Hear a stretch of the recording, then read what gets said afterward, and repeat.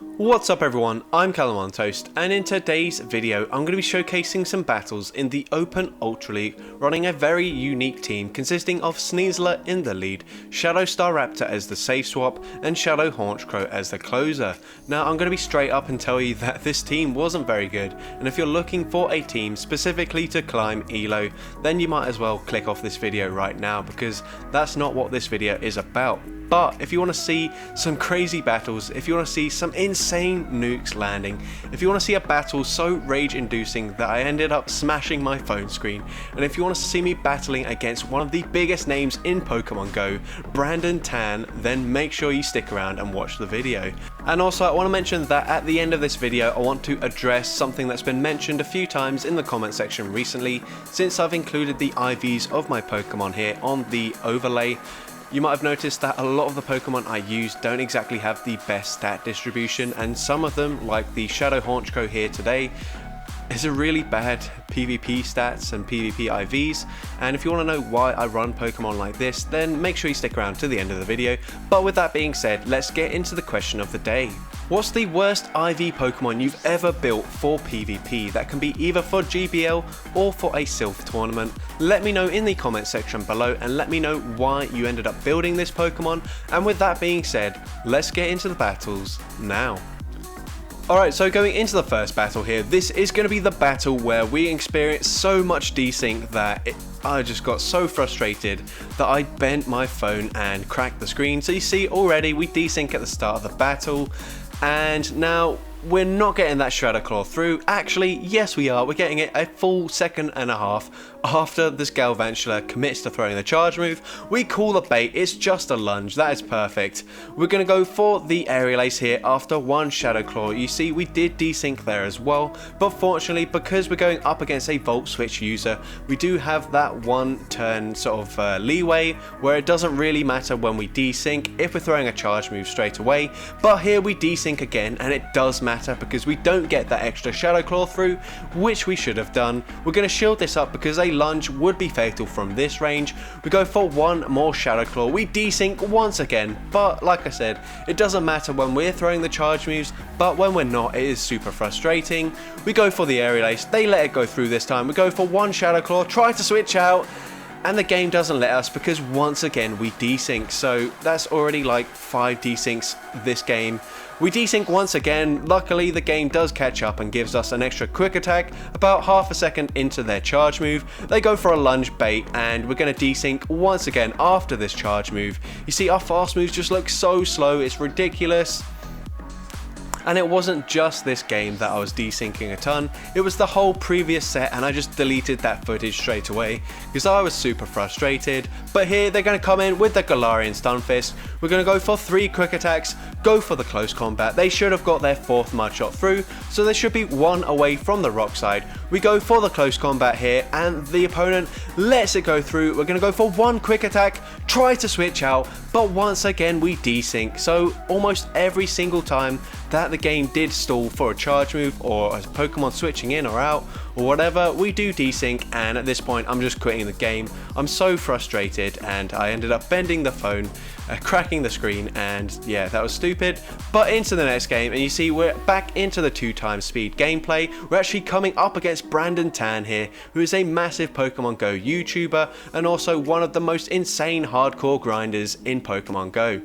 We lead into a Talonflame, so not a good matchup here. We go straight for the Aerial Ace. It's an awful move, and here we're going to go for a CMP tie on the next charge move, but Brandon Tan is smart. He knows he's not going to win CMP, so he goes 1 over and gets a full Incinerate through. I'm just going to let the Sneasler go down, come in with the Shadow Staraptor, and it looks like Brandon Tan overtaps there, or maybe he lagged, I don't know, but we're able to fully farm him down. He definitely had another Flame Charge to throw, so we avoid using a shield there. We switch, and this time we're successful in catching a Rock Slide from the Galarian Stunfisk. It actually doesn't take us out, and we're going to overfarm here, just forcing him to throw his energy as soon as he gets to another Rock Slide, which is all I wanted to do really. I'm going to overfarm here, go for the close combat, but we do desync again, meaning we're not able to get to the close combat, and now I'm super frustrated. I really hope there's something in the back that I can beat with the Staraptor. Close combat takes out the Galarian Stunfisk, and it is a Shadow Swampert, and Shadow Swampert doesn't want this Brave Bird because we're easily gonna nuke it and take it out there. So GG's to Brandon Tan. That was a very close game. Into the next game, we lead into an Obstagoon. Now, this should be a good matchup for us because we're a fighting type, but Obstagoon is triple resisting our Shadow Claws, and the Obstagoon here is going to go for an Obstruct, which really makes no difference because it doesn't matter how much defense this Obstagoon has. A close combat from Sneasler is easily going to one-shot it regardless, but unfortunately, because I go for a CMP tie here, the Obstruct does force me to shield, but I can instantly go for another close combat. We get the final shield from the Obstagoon, so I switch into the Staraptor. My opponent tries to catch a close combat, but their timing was off. I go all the way up to 100 energy, go for the Brave Bird up against the Talonflame, and we take it out. We even have a close combat to throw into this Obstagoon, and you're going to see another nuke landing, and my opponent just decides to concede the match, when really their Clefable could have probably easily swept my team, but they prematurely quit the game, so I'll take that after the insane lag I've had in these first couple of battles. But going into the next battle here, we lead into an Alolan Muck. Typically they run Dark Pulse and they run Acid Spray, so I'm going to go for an Aerial Ace here on a CMP tie, and I really just hope that they're not running Sludge Wave, but they are, and that does so much damage. We're going for a close combat here, and this should be taking out the Alolan Muck, and we do take it out. We switch instantly into the Staraptor here. They come in with an Umbreon. Now I'm just trying not to CMP tie once again, but my opponent just keeps on over farming and throws correctly at the exact time that I throw my charge move, so super frustrating there. We're going to have to shield up this foul play, and I figured actually if we go for another CMP tie on this close combat, then I can just let the next foul play go through, because this should be taking me out now, so I can just come in with the Honchkrow and then farm down this Umbreon, although it will be a very difficult farm. But they actually come in with an Obstagoon here, so they're running a triple dark team. Not the most conventional team, but I'm not one to talk because look at this team. We're able to catch the charge move here on the Sneasler, which is perfect. They go for the cross chop, they actually undercharge it, get an extra counter through, which is a very good play by my opponent. I go straight for the Brave Bird, we take out the Obstagoon, but unfortunately this Umbreon still has residual energy, and I'm not barely able to get to the back-to-back Sky Attacks because this Umbreon is able to get to a charge move, and this foul play will be enough to take out this Honchkrow, and I do lose that match. So GG's to that opponent there. Into the next game, we lead into a Cantonian Shadow Muck this time. And this time we can't go for those close combats because it is resisted by the poison typing. My opponent throws straight away, so I switch here into the Staraptor and they come in with a Wall Rain, a Shadow Wall Rain. I'm going straight for the close combat and we take out the Wall Rain. They obviously didn't realise what moves the Staraptor can have, but we absolutely nuke it here. We go for another close combat and we do get a shield from this Muck. We didn't quite reach the Brave Bird, but the opponent doesn't care. They're just making sure the Muck stays alive. We're going for an Aerial Ace here up against the Muck. Once again, Aerial Ace is an awful charge move, so unfortunately it's not enough to take him out. I'm really hoping I can Shadow Claw, farm them down at this point, but I'm barely not able to, and I am going to shield this up because I don't know what is in the pack. I'm instantly going to swap into the Honchkrow, and this should be a very easy matchup for me. They're going to get to a Shadow Ball. It is resisted, but Shadow Ball nearly one-shots me, and that is insane. It's definitely, if you look at the IVs of this Honchkrow, you realise that it's definitely an IV thing. If we had better IVs, we could have survived that, but it doesn't matter. We have an Aerial Ace on the Sneasler, and Aerial Ace, even though it's a rubbish move, it's enough to take out the Trevenant, and we do just barely take that game. Into the next game, we lead into yet another Alolan Muck. So Alolan Muck, a very common Pokemon apparently. This time this is definitely not going to be enough for a Sludge Wave, so I will let it go through. They go for an Acid Spray. I'm going to farm up to the back-to-back close combats here. The first one won't quite be enough to take them out, as we've seen already, but the second one will be enough. I go for an Aerial Ace here. I don't think it really matters. We're already at the lowest possible defense we can have, so I should have just gone for another close combat. They go for an Acid Spray. I do tank it. I switch into the Staraptor, and once again I'm met with a Wall Rain. Even though Wall Rain did receive a nerf, I still think it's very strong in the Open Ultra League. I'm going for the close combat, but my opponent goes for that extra power to snow, meaning that this second charge move is going to be a CMP tie. We win the CMP tie, and once again, we easily nuke the wall rain there. I actually stop attacking there. I didn't want a simultaneous KO. I want to get a slight energy advantage on my Honchkrow, and I do get one Snarl in there, meaning I'm going to get to the Sky Attack here on a CMP tie with the charge move from this Virizion, but Sky Attack easily enough to take out the Virizion because it's double weak to the flying typing, and I'm able to take that game. Into the next game, we lead into a Shadow Dragonite, so a pretty tricky lead here. We're going to go straight for the Aerial Ace, and this should be a CMP tie, but we notice we're already in the yellow, so we can't stay in this matchup. We're going to shield this up and then instantly swap into the Shadow Staraptor, hoping that we can quick attack, farm them down, and it looks like we would have been able to, but they switch into a Giratina here. So this opponent obviously doesn't realize that Charm is a thing. We barely tank an Ancient Power there. We're going for the Brave Bird, and Brave Bird does get shielded by my opponent. But let's be honest, if we see a Charmer on this team, we're also going to get absolutely destroyed. So I'm in no position to criticize my opponent's team composition.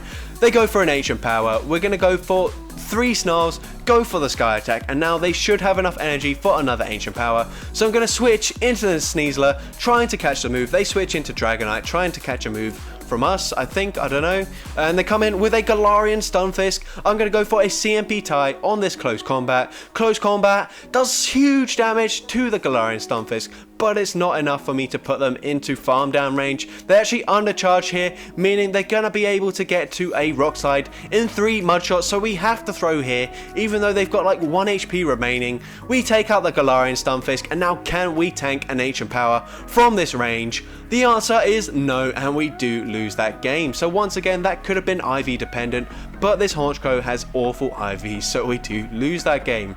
Into the next game here, we lead into a Shadow Lapras. So a good matchup for us, but we do need to shield up everything because we can't let Lapras see our back line whatsoever. We're going to go for a close combat here, and we should be 1 Shadow Claw away from the next close combat. We get the first shield here, we're going for the second one, and hopefully my opponent lets this go through. And they do. We easily nuke the Lapras there. We're going to instantly swap into the Staraptor here. They come in with a Muck, and I think they're probably just going to go for an Acid Spray, but I do shield it up. It's actually a Sludge Wave.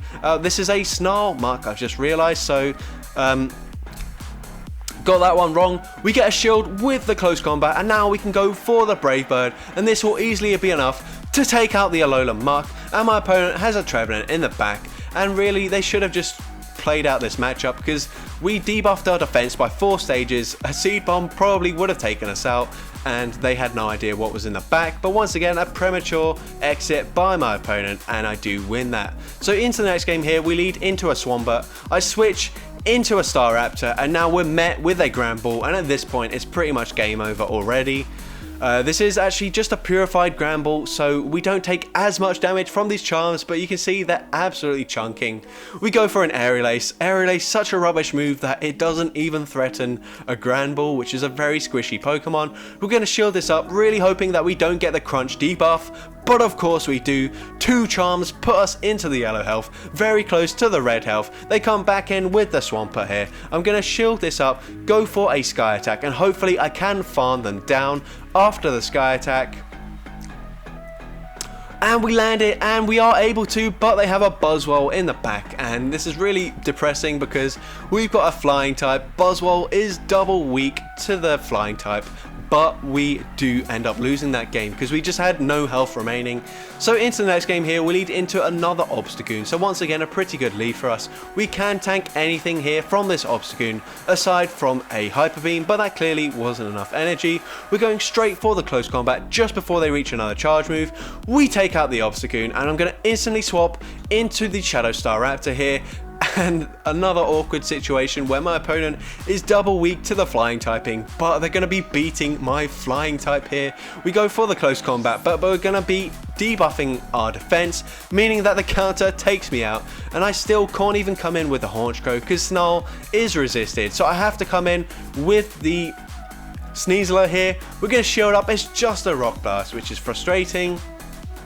We're going to go for an aerial ace. This will easily take out the opponent, so they do shield it up. We're able to get to another aerial ace on a CMP tie, it looks like, and we're instantly going to swap out into the Honchkrow, but my opponent has a Registeel in the back, and they get to a charge move before me. Now this should not be the case, but they're running flash cannon, so that explains it. It's slightly less energy for the flash cannon compared to the focus blast and the, what's the electric type one? Zap cannon. But yeah, it means that they're able to farm me down and then get to another charge move before we're able to get to a close combat, and we do lose that game. So that's going to be it for today's video. Certainly not the best team I've built, but I hope the battles were entertaining for you guys. So if you did enjoy this video, then make sure you leave a like, leave a comment letting me know, and as well, don't forget to respond to the question of the day if you haven't done so already. And if you're not yet subscribed and you want to see more content like this in the future, make sure you hit that subscribe button and turn on post notifications, so that way you're notified whenever I upload a new video. And with that being said, let's get into the shoutouts from my previous video. So firstly, we've got Ripley32, who says, I think the Jungle Cup could be very interesting for the Ultra League, and definitely since there's so many different typings available, I think it has a very nice dynamic meta, and yeah, I think it would be very cool. Next, we've got Harrow276 Pogo, who says they're personally not a fan of Ultra or Master Leagues, but if they had to pick a cup for the Ultra League, it would be the Holiday Cup, and yeah, that'd definitely be an interesting meta. I think it would be very different to what we see in the Great League, but I think it would be very interesting nonetheless. And finally, we've got Ethan Groth, who says, I think Retro Cup would be very fun in the Ultra League, banning all Dark, Fairy and Steel types, and these three typings are very prominent in the Ultra League, so that would make for a very interesting meta, and I think that this would be really good. So now that we've gone through the shoutouts, let's talk about PvP IVs. So for those of you that aren't familiar with PvP IVs or this term, it's essentially for Pokemon that do max out above the CP cap for a certain league. Typically the IV distribution that you want is going to be a lower attack stat and then a much higher defense and HP stat. And the reason for that is because the attack stat is weighted greater than both the defense and HP. So if you want to fit as much stats into the Pokemon into a certain league, then if you reduce the attack stat, it does mean that you can power up that Pokemon a few more times and still fit within the CP cap for that league. Now the reason we're talking about this is because if you look at the IVs on my overlays here, you're going to see that a lot of the time I actually don't have PvP IVs, and actually if you look at the Honchkrow today, those are awful IVs for PvP, but I'm still using it, and you might be wondering, well, why are you using Pokemon that are this bad? And the reason is because, unlike a lot of people, I don't play PvP to be the best battler I can possibly be. I play to have fun, and a lot of the time, especially when we're talking about restricted Pokemon, so Pokemon that come from eggs or come from raids exclusively, or shadow Pokemon where you're not able to encounter an awful lot of them and you can't trade them, I'm typically not going to have the best IV distributions for those Pokemon because I just don't grind that much. I do a lot of PvP, I do a lot of GBL, but really I don't play the game much outside of that, and it all comes down to the same thing. I just don't enjoy grinding, so when it comes to building a Pokemon, I'd much rather build a Pokemon that I have that doesn't necessarily have great stats than just holding off from building that Pokemon until I finally eventually get a much better one, because that could take me months or even years depending on the events where the Pokemon is actually available, and I really just don't want to wait that long. If I want to try out a Pokemon, I'm going to try it out, and especially now that I'm making content a lot more frequently, I'm trying to use as many different Pokemon as possible. I'm just going to use what I have available, and I'm not going to spend days or weeks or even months trying to get my hands on a better IV of a certain Pokemon so that I can use it. And also, let's bear in mind that I'm not using super meta Pokemon. A lot of the matchups people are going to be super unfamiliar with, so whilst I might not necessarily have the best IVs for those matchups, my opponents aren't going to be familiar with those matchups, so they're not necessarily going to know that, oh, he's got a much lower attack stat or much higher attack stat than usual, I can play this differently, so it really doesn't make too much of a difference. Although you did see in this video a few times where Shadow Honchkrow probably should have tanked a charge move survive and didn't because of the awful IVs. But like I was saying, these Team Rocket events where we can TM away frustration, they're not super frequent, and when I built this Honchkrow, it was the only Murkrow that I was able to get from the Team Rocket event when it came out, and unfortunately I just had to commit to this Pokemon. Now even since then, it's been like over a year since Murkrow has been available in the Shadow form, and I've not got a better one than this for the Ultra League. I do have one built for the Great League, but other than that, I really don't have a lot of good options for the Ultra League, so I will build one in the future because I think it would definitely help me and benefit me in a lot of matchups. But at the moment I can't do that, and there's no way I'm just not going to build a Pokemon because I don't have the best possible version available. If I want to have some fun, I'm going to have some fun. So anyways, I'm sure you've had enough of me rambling on and on, so with that being said, thank you all so much for watching today's video, and I hope you have a great rest of your day.